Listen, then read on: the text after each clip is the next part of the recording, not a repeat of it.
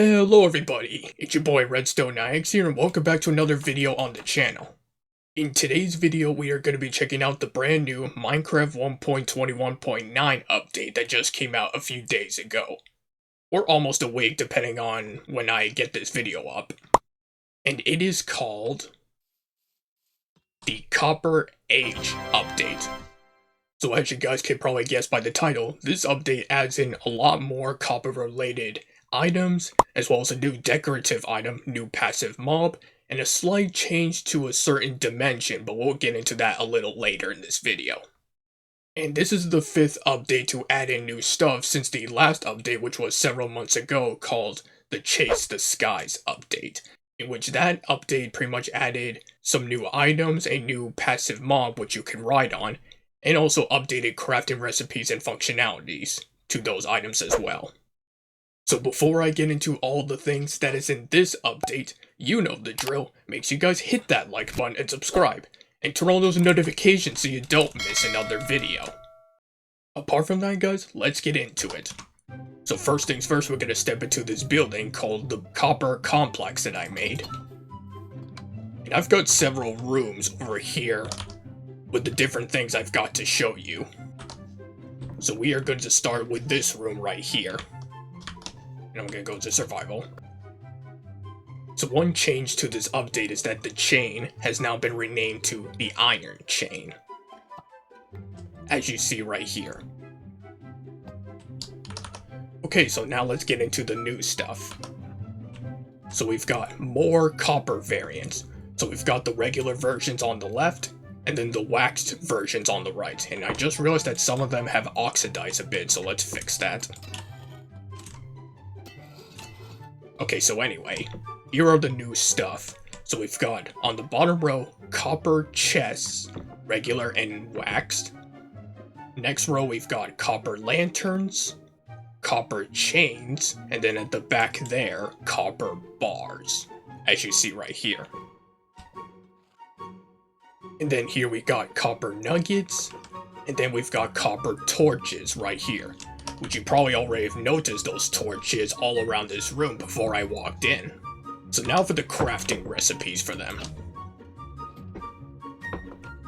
Starting with the copper torch. So it's pretty much exactly the same recipe as with a normal torch, except you're gonna add a copper nugget on top to get 4 of these copper torches. And as for how you get copper nuggets, well, it's pretty much exactly the same way as you would get iron nuggets and golden nuggets, which is pretty much putting their respective ingots in a crafting table, and you get 9 of them back. So as you can see, if I put 1 copper ingot in here like this, I get 9 copper nuggets. And as you can see by the crafting recipe behind me on the left, it pretty much shows you how you can get that copper ingot back. So just pretty much put 9 of those copper nuggets in a crafting table like so. Just like this. Okay, so moving on, we've got the copper bars. So same recipe as if you were crafting iron bars, but this time you need 6 copper ingots in order to get 16 copper bars. Next is the copper chain. So for this, same recipe as if you were making the iron chain, except you need 1 copper ingot and 2 copper nuggets, like so. So next is the copper lantern.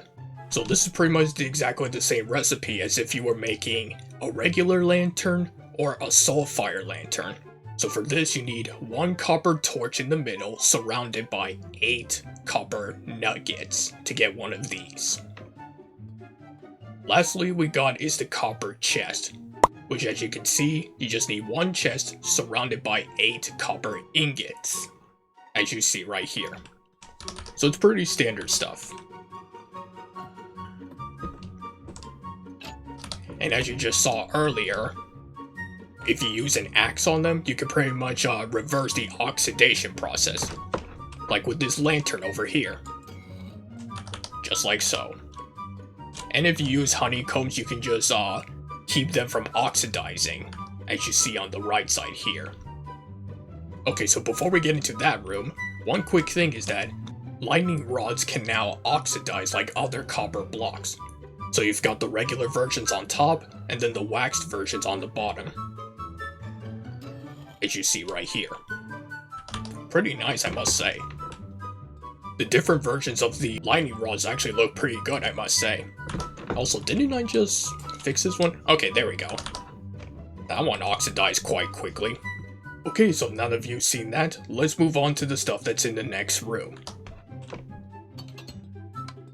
So here we've got copper armor, weapons, and tools.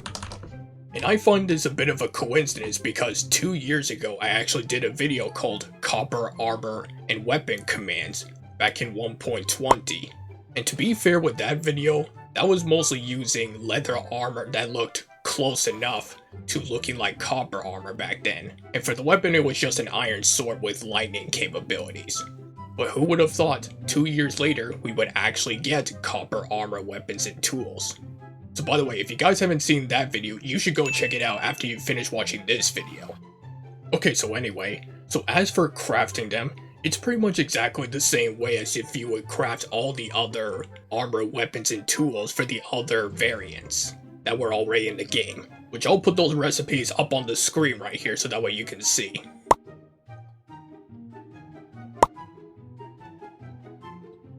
Okay, so a little bit more information on the copper equipment.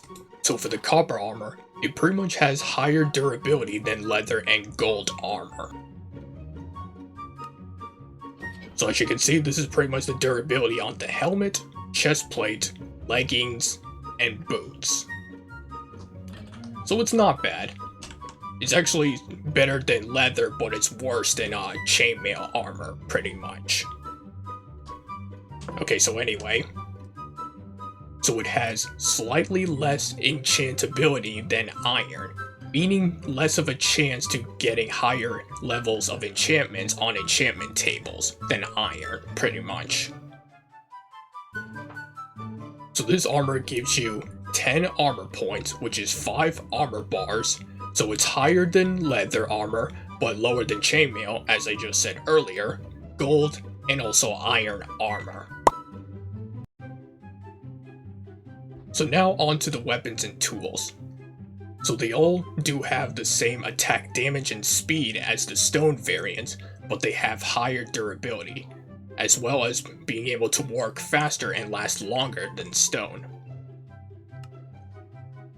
So as you can see, I've got the stone weapons and tools and the copper ones down here.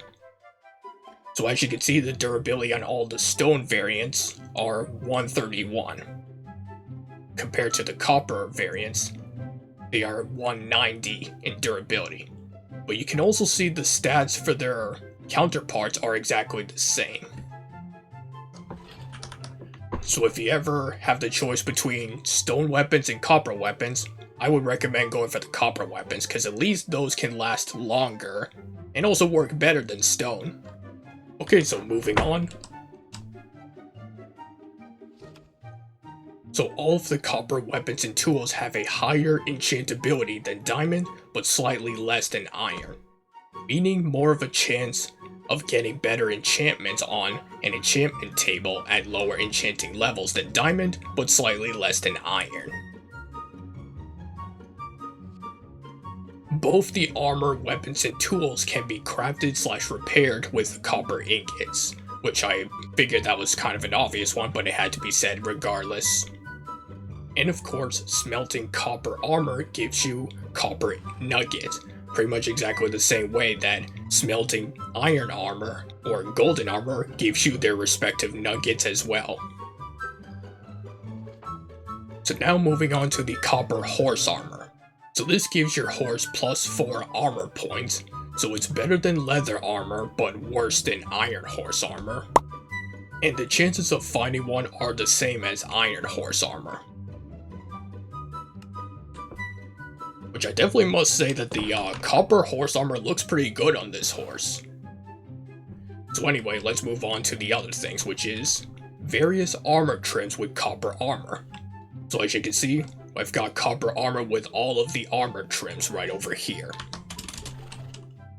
So first thing we got is Sentry, Vex, Wild, Coast, Dune, Wayfinder, Razor, Chaper, Host, and then we've got Ward, Silence, Tide, Snout, Rib, Eye, Spire, Flow, and Bolt. Which they all look pretty clean, I must say, especially with the diamond material color. So speaking of armor material colors, that's what we've got over here. So we've got one with copper itself, amethyst, iron, gold, diamond, as you already saw, emerald, redstone, lapis, quartz, and netherite. And again, very clean on the copper armor, especially with the silence armor trim, I must say. Okay, so now that you've seen all that, we're gonna move on. So now we're gonna move on to the stuff that's in this room right over here. And let me go back into survival. So we got a new decorative block called shelf. And as you can see, we've got 12 different shelves for the 12 different types of wood. And to craft this, you just need 6 of any stripped logs / stems right over here, which in this case I got oak, to make 6 of these shelves. So now more on them. So with the shelves, you can store up to 3 items per shelf in a stack. And what do I mean by that?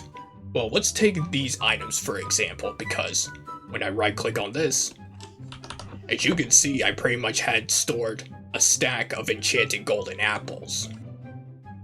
Same goes for steak and also honey bottles right over here. Okay, so now I'll quickly show you how to store items on the shelf. So basically you have to right click while looking at a certain slot, like this, so you can store that item away. And then you just gotta right click the shelf in that specific slot again to get that item back. Just like so. And actually I'm gonna eat a bit of this steak. And you can pretty much do this with any item you wish. And also another cool thing is that when shelves are powered by redstone, they will change textures. So as you can see, the shelf kind of looks different from how it looks here. Hold on, let me get a lever. So this is what a shelf looks like normally, and when you power it up, this is what it looks like now.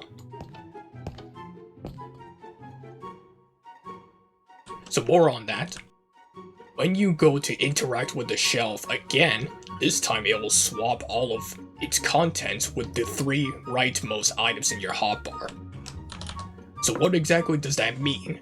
Well, it pretty much means these 3 slots in my hotbar are pretty much going to get swapped with the items on the shelf, whether they be empty or full.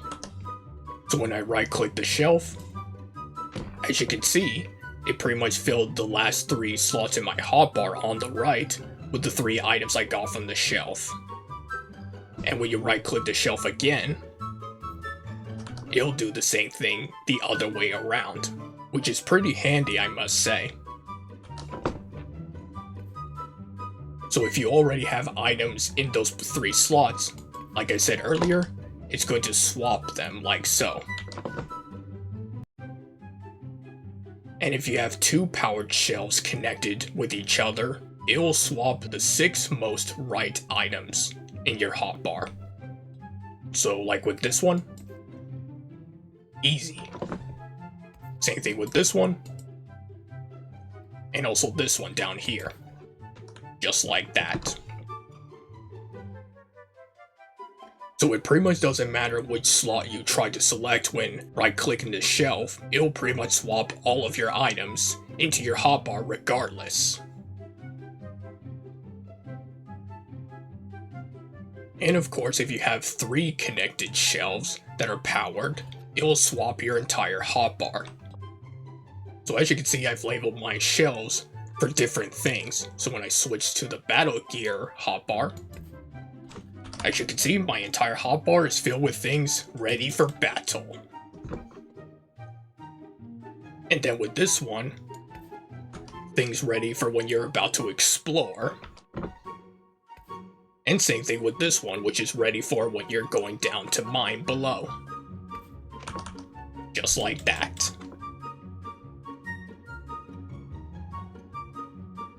So another cool thing about the shelves is that you can connect them to hoppers.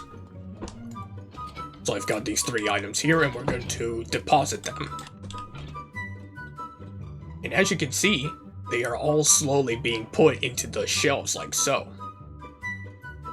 Also, just as a quick note, when a shelf is powered, it will pretty much stop the hopper from filling the shelves with any more stacks of items. So as you can see, hold on, that this hopper is still filling up the shelves. So when I flick this lever, as you just saw, it pretty much stopped the hopper from filling the shelves even more. And you can also see that the amount of items is now backing up. So as you can see, I pretty much got a stack of enchanted golden apples and 28 regular apples, like so. So we can flick this lever to have the items continue to be put into the shelves. And as you can see, all 3 items have been put into the shelves. And they've all finished filling up. So now I've got a stack of each of them, like before. Okay, so with that, we're gonna move on to the next area.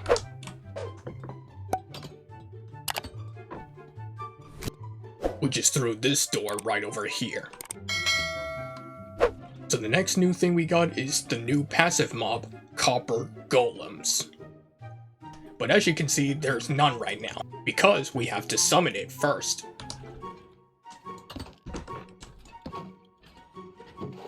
So to summon the Copper Golem, you need copper blocks and either a carved pumpkin or a jack-o'-lantern. Either one will work.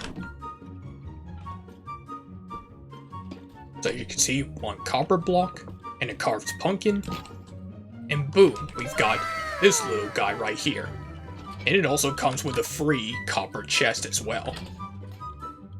So more on this little guy right over here. So for Copper Golems, this is what I just said, summoned by a copper block below a pumpkin or jack-o'-lantern. So pretty much what they do is that they can help with sorting items into chests. And they can also open doors like villagers. So that's pretty much the reason why I have this fence gate right here, so that way this guy doesn't go wandering off. So a few other things. If you interact with a copper golem while it's carrying an item, with an empty hand, it will drop its item. Also, iron golems will occasionally plant a decorative flower onto a nearby copper golem, which can be removed with shears. So copper golems not holding an item will look for nearby copper chests, waxed or not, to try to pick up an item.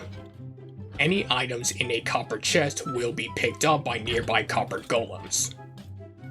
They can pick up at most 16 items in a stack at a time. So this is pretty much what I mean. So let's put a stack of these copper ingots in the chest, and we'll have this guy pick them up. So as you can see, it's carrying around the copper ingots that I left, and it only took 16 of them. So moving on. So when a copper golem is holding an item, it will look for nearby chests or trap chests to try to place the item in. It cannot search or place items in ender chests, barrels, or shulker boxes. So the copper golem will place an item in a chest if it's empty or if it contains the same type of item that it is holding in its hand. So this is what I mean. So let me take this copper ingot off it, like so.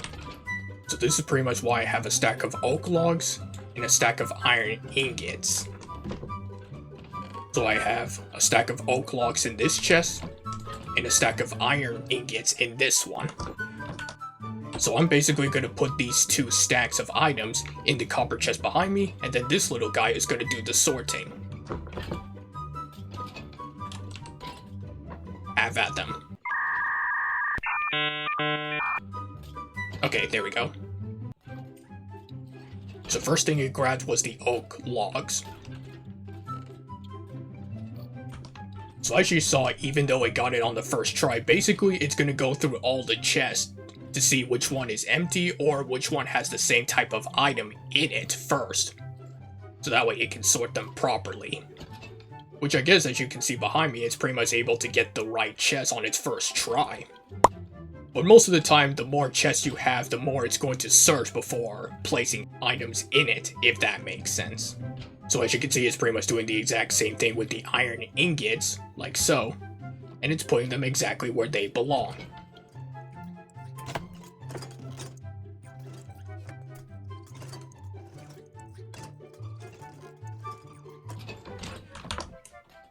And just like that, the copper golem has sorted through all the items I gave it. So now moving on. So as I was saying earlier, copper golems will visit at most 10 chests or copper chests in a sequence to try to pick up or place an item. Also, if a copper golem doesn't find a matching chest for the item it's carrying, it'll be idle for 7 seconds before trying again. So you kind of saw that a little bit earlier when I gave it the copper ingots, and it didn't find the right chest to put them in, so it was pretty much staying idle for 7 seconds before attempting to sort them again, if that makes sense.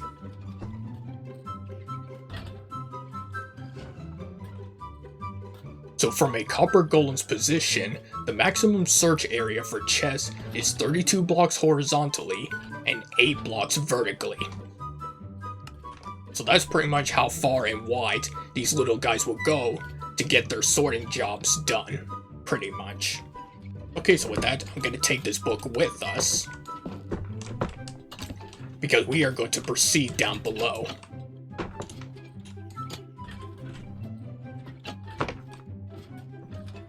And I'm going to flick these levers right here.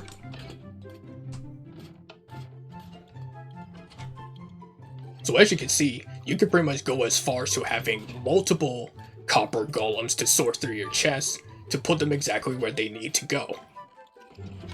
Like a nice little sorting room, you might say. So anyway.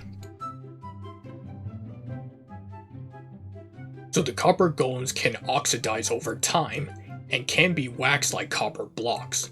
The oxidation process, however, takes 7 real-world hours to complete. And that is a very long time, and we especially do not have that kind of time in this video, obviously. So, I have made this special book to help, let's just say, kind of speed up the process of the oxidation process. Not particularly, but close enough. Oh, and while we're on the subject of that, I also made a quick note that pretty much commands like game rule, random tick speed 500, or tick rate 500 cannot speed up their oxidation process, pretty much. But there is another alternative to these commands that I have in this book. So we're gonna go into this room right here. So there are 4 stages of copper golems: unaffected, exposed, weathered, and oxidized. So the unaffected stage is the stage they're in right now. So when I click the exposed stage, and by the way, this is the command right here, in case you guys are curious. So when I run this,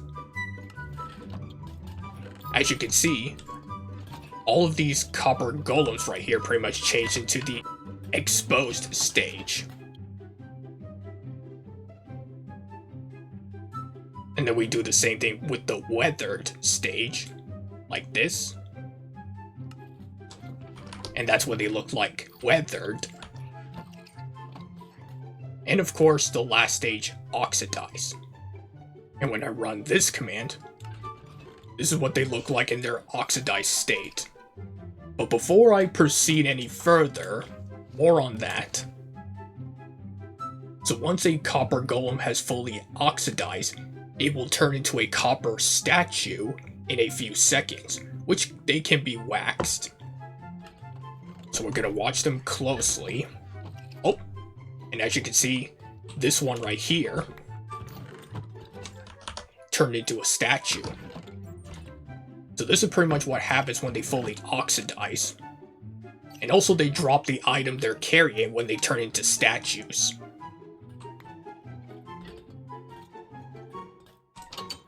Hold on, let me get a pickaxe so I can pick them up.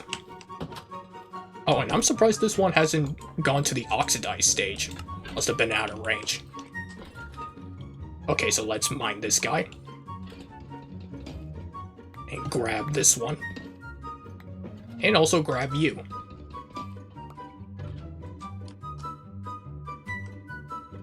So as you can see, I've got copper statues right over here. So we're going to talk more about that right now.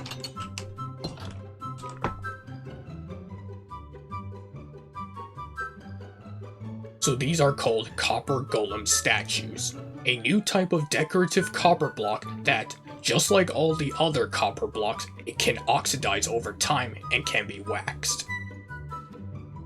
So when a statue is in the unaffected oxidation stage, it will turn back into a copper golem. So what do I mean by that? So we're going to place these guys back down. And you can use your axe to reverse the process. So when they're in this state, if you right click them again with your axe, as you can see, you can pretty much turn them back into copper golems, just like so. Also, let me quickly get some honeycombs, so that way they cannot oxidize again. One for you, and one for you. So more on the statues. As you just saw, there are 4 different poses. So we've got the normal versions and the wax versions on the right side. Oh, and I just noticed that some of them are oxidizing.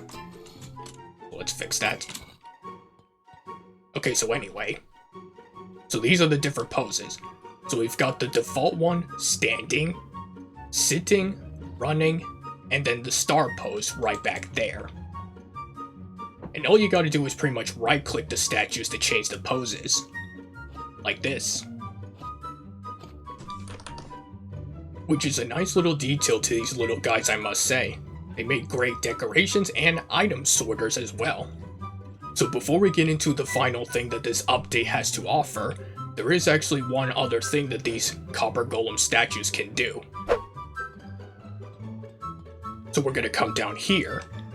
So the copper golem statues can emit a redstone comparator signal depending on the pose, from weakest to strongest. So the weakest one being standing, second is sitting, third is running, and then the strongest one is star.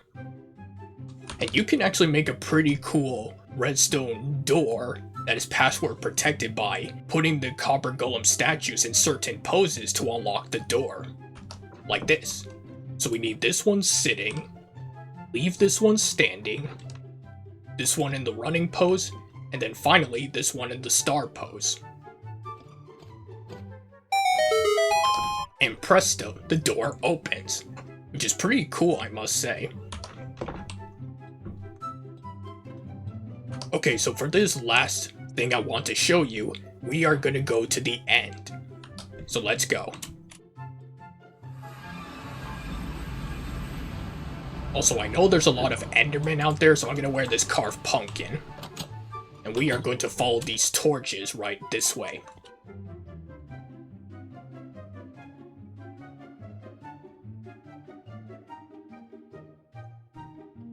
Okay, so we have arrived, and now we're going to head up.